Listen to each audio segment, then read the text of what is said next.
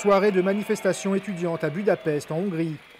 Comme une traînée de poudre, le mécontentement des jeunes s'est propagé à toutes les facultés du pays.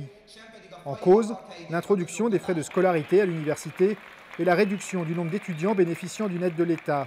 Je trouve absolument scandaleux qu'aucun étudiant en droit ou en économie ne puisse bénéficier d'un enseignement gratuit à la rentrée prochaine.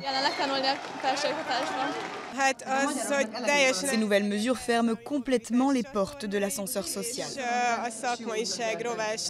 Autre volet contesté, la réforme universitaire oblige les étudiants bénéficiaires d'une bourse d'État à travailler en Hongrie un certain nombre d'années après l'obtention de leur diplôme.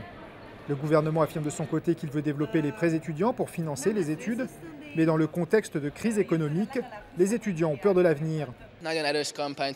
Nous pensons qu'après une crise économique générale et le fort endettement des ménages hongrois, le crédit étudiant ne puisse suffire pour financer ces études. De plus, les étudiants ont peur de ce crédit. Ils ne veulent pas commencer leur vie professionnelle en étant déjà endettés.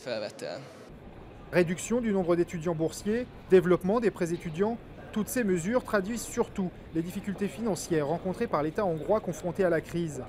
Une situation qui inquiète aussi les hauts fonctionnaires des universités. Il y a une baisse considérable des moyens dans l'éducation supérieure. Le Premier ministre avait d'ailleurs annoncé il y a longtemps qu'il voulait que l'enseignement supérieur s'autofinance. En fait, aujourd'hui, ce qui se passe, c'est que l'État se désengage. Malgré les dernières annonces du gouvernement de maintenir 55 000 places financées par l'État dans les universités à la rentrée prochaine, le mouvement étudiant ne désarme pas. Et de nouvelles manifestations sont attendues en Hongrie dans les prochaines semaines.